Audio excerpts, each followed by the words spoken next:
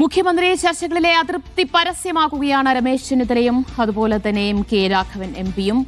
കഴിഞ്ഞില്ല, മുസ്ലിം ലീഗിനും കടുത്ത അതൃപ്തിയാണ് ഉള്ളത്. PMA സലാം അത് വ്യക്തമാക്കി കഴിഞ്ഞു. വിവരങ്ങളുമായി യൂനിസ് അഹമ്മദും KR സാജുവും ചേരുകയാണ്. യൂനിസ്, കോൺഗ്രസിനകത്ത് നടക്കുന്ന മുഖ്യമന്ത്രി ചർച്ച, സമൂഹ മാധ്യമങ്ങളിലടക്കം നടക്കുന്ന പരസ്പരമുള്ള ഈ വാക്ക് തർക്കങ്ങൾ, മുഖ്യമന്ത്രി ചർച്ചയ്ക്കായുള്ള, മുഖ്യമന്ത്രി സ്ഥാനത്തിനായുള്ള പിടിവലികൾ, അതിൽ കടുത്ത അതൃപ്തിയിലാണ് മുസ്ലിം ലീഗ്. അവർ അത് പരസ്യമായി ആ വിഷയത്തിൽ പ്രതികരിക്കുകയാണോ ഇപ്പോൾ?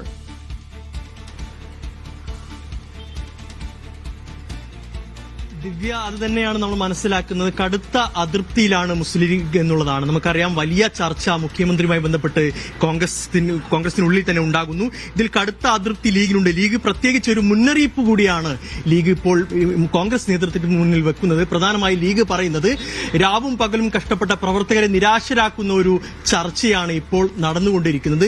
മെയ് 4-നാണ് ഈ റിസൾട്ട്, ഈ ഫലം വരുന്നത്.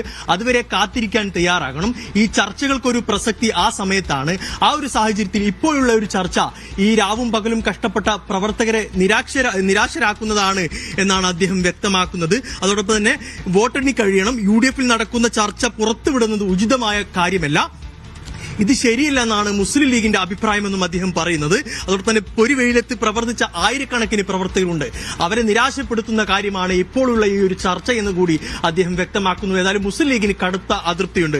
കാരണം റിസൾട്ട് വരുന്നതിന് മുമ്പ് ലീഗിൽ തന്നെ, പ്രത്യേകിച്ച് കോൺഗ്രസിൽ തന്നെ ഈ ഒരു ചർച്ച തുടരുന്നു. വലിയ തർക്കം നടക്കുന്നു, സോഷ്യൽ മീഡിയയിലടക്കം വലിയ വിവാദം നടക്കുന്നു, ആളുകൾക്ക് വേണ്ടി ചേരിതിരിഞ്ഞ് വാഗ്വാദം നടക്കുന്നു. ഇത് UDF പ്രവർത്തകർക്കിടയിൽ വലിയ നിരാശയുണ്ടാക്കുന്നു. കടുത്ത അതൃപ്തി ലീഗ് പറയുന്നു. അതോടൊപ്പം തന്നെ ലീഗ് പറയുന്നു, ഇതിൽ നിന്ന് നേതാക്കൾ പിന്തിരിയണം, നേതാക്കൾ ശ്രദ്ധിക്കണം. അതോടൊപ്പം തന്നെ മാധ്യമപ്രവർത്തകർ അദ്ദേഹത്തോട് ചോദിച്ചു, ഇത് മുസ്ലിം ലീഗ് ഹൈക്കമാൻഡിനോട് ഇത് ആവശ്യപ്പെടുമോ? ഈ ഒരു പ്രത്യേകിച്ച് ഈ ഒരു ചർച്ച ഒഴിവാക്കാൻ ഹൈക്കമാൻഡിനോട് മുസ്ലിം ലീഗ് ആവശ്യപ്പെടുമോ എന്നുള്ള കാര്യം മാധ്യമപ്രവർത്തകർ ചോദിച്ചപ്പോൾ അദ്ദേഹം പറയുന്നത്, അവർക്കൊക്കെ അറിയാൻ വേണ്ടിയാണ് മാധ്യമപ്രവർത്തകരോട് ഇത് പറയുന്നത്.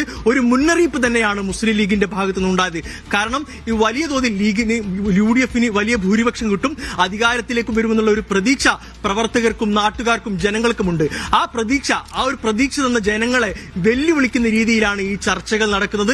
ഇത് അവസാനിപ്പിക്കണം, അത് നേതാക്കൾ ശ്രദ്ധിക്കണമെന്നുള്ള ഒരു മുന്നറിയിപ്പും മുസ്ലിം ലീഗ് നൽകുന്നു. നമുക്കറിയാം, കഴിഞ്ഞ ദിവസമാണ് മുസ്ലിം ലീഗിന്റെ സംസ്ഥാന അധ്യക്ഷനായ പാണക്കാട് സാദിഖ് അലി ശിഹാബ് തങ്ങളുടെയും അതോടൊപ്പം തന്നെ PK കുഞ്ഞാലിക്കുട്ടിയുമായി AP Anilkumar, KPCC working പ്രസിഡന്റായ AP അനിൽകുമാർ ചർച്ച നടത്തിയത്. പാണക്കാട് എത്തിയതായിരുന്നു ചർച്ച. ആ സമയത്താണ് മുഖ്യമന്ത്രിയുമായി ബന്ധപ്പെട്ട ചർച്ച കൂടുതൽ വന്നത്. പ്രധാനമായി ഈ KC വേണുഗോപാലുമായി ഏറ്റവും ബന്ധമുള്ള ഒരു നേതാവാണ് AP അനിൽകുമാർ. അദ്ദേഹം തന്നെ പാണക്കാടെത്തി ഒരു ചർച്ച നടത്തുന്നു. ആ ചർച്ച മുഖ്യമന്ത്രിയുമായി ബന്ധപ്പെട്ടതാണെന്നുള്ള ഒരു വാർത്ത പുറത്തു വരുന്നു. അതും പൂർണ്ണമായി തള്ളുകയാണ് ഇപ്പോൾ ഈ PMA സലാം ഉള്ളത്. ആർക്കും പാണക്കാട് വരാം, മലപ്പുറത്തൊരു നേതാവ് എന്ന നിലയിൽ AP അനിൽകുമാർ അങ്ങനെ വന്നതാണ്, ആർക്കും പാണക്കാട് വരാം എന്ന രീതിയിലാണ് ആ ഒരു വിഷയവുമായി ബന്ധപ്പെട്ട് PMA സലാം വ്യക്തമാക്കുന്നത്. ഏതായാലും മുസ്ലിം ലീഗ് കനത്തമായിട്ടുള്ള ഒരു മുന്നറിയിപ്പ് നൽകുന്നു. ഇതൊരിക്കലും ഭൂഷണമല്ല, പ്രവർത്തകരെയാണ് അദ്ദേഹം പറയുന്നത്. രാവും പകലും കഷ്ടപ്പെട്ട പ്രവർത്തകർ, അവരെ നിരാശപ്പെടുത്തുന്ന ചർച്ചകൾ ഒഴിവാക്കണം. ആ ഒരു സമയത്ത് മെയ് 4-നാണ് ഈ ഒരു റിസൾട്ട് വരുന്നത്. ആ ഒരു സമയത്ത് ഈ ചർച്ചകൾ നടക്കാം. മുസ്ലിം ലീഗിനോട്, മുഖ്യമന്ത്രിയുമായി ബന്ധപ്പെട്ട ആര് കോൺഗ്രസ് മുന്നോട്ട് വെച്ചാലും അതിനെ മുസ്ലിം ലീഗ് പിന്തുണയ്ക്കും. ആ സമയത്ത് മുസ്ലിം ലീഗിനോട് അഭിപ്രായം ചോദിച്ചാൽ ആ സമയത്ത് ലീഗ് അഭിപ്രായം പറയും. ലീഗ് അങ്ങനെ പ്രത്യേക പേരില്ല. UDF നിർദ്ദേശിക്കുന്ന, പ്രത്യേകിച്ച് കോൺഗ്രസ് നിർദ്ദേശിക്കുന്ന ആരെ പേര് പറഞ്ഞാലും അത് മുസ്ലിം ലീഗ് അംഗീകരിക്കും. മുസ്ലിം ലീഗിനോട് അഭിപ്രായം ചോദിച്ചാൽ അന്നേരം മുസ്ലിം ലീഗ് പറയും. ഈ ഒരു സാഹചര്യത്തിൽ ഈ ചർച്ച ഒഴിവാക്കണം എന്നുള്ള കാര്യമാണ് അദ്ദേഹം വ്യക്തമാക്കുന്നത്. ഞാൻ യൂനിസിലേക്ക് വരാം. KR സാജു കൂടിയുണ്ട്. സാജു, ഇനിയും 2 ആഴ്ചയിലധികമുണ്ട് ഫലം വരാൻ.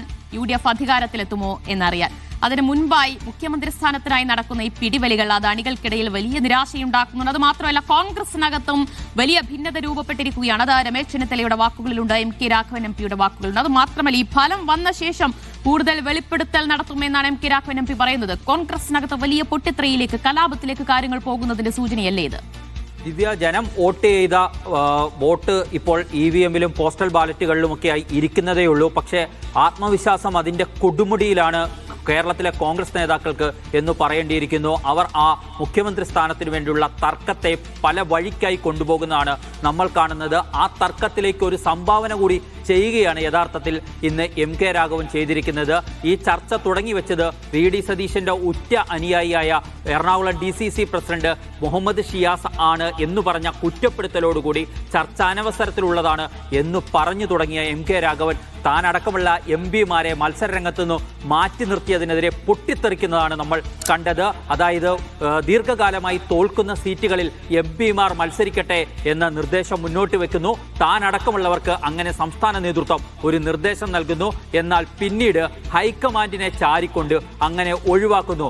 എന്തുകൊണ്ടാണ് ഇങ്ങനെ ഒഴിവാക്കിയത്? അതിന്റെ നേട്ടം ആർക്കാണ് എന്ന ചോദ്യമാണ് MK രാഘവൻ. സാജു, അത് പറയാതെ പറഞ്ഞെങ്കിലും അത് പ്രതിപക്ഷ നേതാവ് VD സതീശനെ ലക്ഷ്യം വെച്ചുകൊണ്ടല്ലേ ആ പ്രതികരണം? അത് KPCC അധ്യക്ഷൻ സണ്ണി ജോസഫിനെയും അതുപോലെ VD സതീശനെയും പ്രതിപക്ഷ നേതാവിനെയും ഒരുപോലെ ലക്ഷ്യം വെച്ചുകൊണ്ടുള്ള നീക്കമാണ് ഇപ്പോൾ MK രാഘവൻ നടത്തിയിരിക്കുന്നത് എന്ന കാര്യത്തിൽ സംശയമില്ല. ഹൈക്കമാൻഡിനെ ചാരിക്കൊണ്ട് MP-മാരെ മത്സരരംഗത്ത് നിന്നും ഒഴിവാക്കിയതിനെ ന്യായീകരിക്കാൻ ആരും വരേണ്ടതില്ല. ഹൈക്കമാൻഡ് തന്നെ അസമിലും മറ്റും MP-മാർക്ക് മത്സരിക്കാൻ അവസരം നൽകിയില്ലേ എന്ന ചോദ്യം ഉന്നയിക്കുന്നുണ്ട് ഇവിടെ MK രാഘവൻ. വളരെ കൃത്യമാണ് കാര്യങ്ങൾ. ഇപ്പോൾ നടക്കുന്ന ഈ MK രാഘവൻ ഉന്നയിക്കുന്ന തർക്കം കൂടി കോൺഗ്രസിലെ മുഖ്യമന്ത്രി ആരാവണമെന്ന തർക്കത്തിന്റെ പക്ഷം പിടിച്ചുകൊണ്ടുള്ളതാണ് എന്ന കാര്യത്തിൽ സംശയമില്ല. അതിൽ VD സതീശനെ വെട്ടാനുള്ള നീക്കമായി, ഇതൊരു ആയുധമായി MK രാഘവന്റെ നീക്കങ്ങളും മാറും എന്ന കാര്യത്തിൽ ഒരു സംശയവും വേണ്ടതില്ല. ഏതായാലും കോൺഗ്രസിൽ വരാനിരിക്കുന്ന തെരഞ്ഞെടുപ്പിന്റെ ഫലം എന്തായാലും അത് അടിയുടെ പൊടിപൂരമായിരിക്കും നടക്കാൻ പോകുന്നത് എന്നതിന്റെ കൃത്യമായ സന്ദേശമാണ് ഓരോ ദിവസവും പുറത്തു വരുന്നത്. ഇത് ചർച്ചയാക്കരുതെന്ന് പറയുന്ന നേതാക്കൾ തന്നെ അതിനെ പല വിധത്തിൽ ചർച്ചയാക്കുന്നതാണ് നമുക്ക് കാണാൻ കഴിയുന്നത്.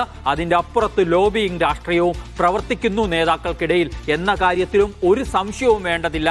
KC വേണുഗോപാലിനെ ചുറ്റിപ്പറ്റിയുള്ള ചർച്ചകളെ, അദ്ദേഹത്തിന്റെ അണികളെ നിയന്ത്രിക്കാൻ അദ്ദേഹമോ, പ്രതിപക്ഷ നേതാവ് VD സതീശനെ ചുറ്റിപ്പറ്റിയുള്ള ചർച്ചകളെ നിയന്ത്രിക്കാൻ അദ്ദേഹമോ ഇപ്പോൾ മുന്നോട്ട് വരുന്നില്ല എന്നതും വളരെ പ്രധാനപ്പെട്ട കാര്യമാണ്.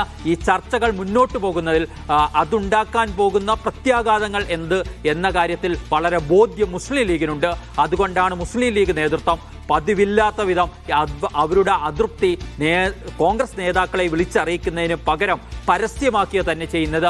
ആദ്യം ജയിക്കട്ടെ എന്ന ലീഗിന്റെ വാക്കുകൾ പോലും വളരെ പ്രധാനപ്പെട്ടതാണ്. ജയിച്ച ശേഷം നമുക്കിതൊക്കെ ചർച്ച ചെയ്യാം, അപ്പോൾ ലീഗിനും അഭിപ്രായമുണ്ട്, ആ അഭിപ്രായം ഞങ്ങൾ പറയാം എന്നുകൂടി പറയാതെ പറഞ്ഞു വെക്കുകയാണ്.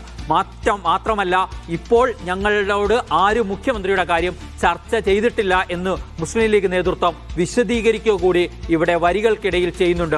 അതായത് നേരത്തെ യൂനിസ് സൂചിപ്പിച്ചതുപോലെ കോൺഗ്രസ് നേതൃത്വത്തിന്റെ, കോൺഗ്രസിലെ നേതാക്കളുടെ ഈ കടിപിടിയിലുള്ള അമർഷമാണ് മുസ്ലിം ലീഗ് ഇവിടെ പരസ്യമാക്കുന്നത്. പക്ഷേ ഇപ്പോഴും കോൺഗ്രസ് നേതൃത്വം ഈ ചർച്ചകൾ നിർത്താൻ തയ്യാറല്ല എന്ന് മാത്രമല്ല, അത് പല വഴിക്കായി പല നേതാക്കൾക്ക് ഒപ്പമുള്ളവരുടെ നീക്കങ്ങളായി പുരോഗമിക്കുന്നതാണ് നമുക്ക് ഇന്ന് MK രാഘവന്റെ വാക്കുകളിലൂടെ കൂടി തെളിഞ്ഞു കാണുന്നത്. Divya, so it's not easy for Congress എന്ന് തന്നെ പറയേണ്ടി വരും. ഭരണം ലഭിച്ചാലും മുഖ്യമന്ത്രിയെ തീരുമാനിക്കുക, മന്ത്രിസഭ രൂപീകരിക്കുക, അത് അത്ര എളുപ്പമാകില്ല.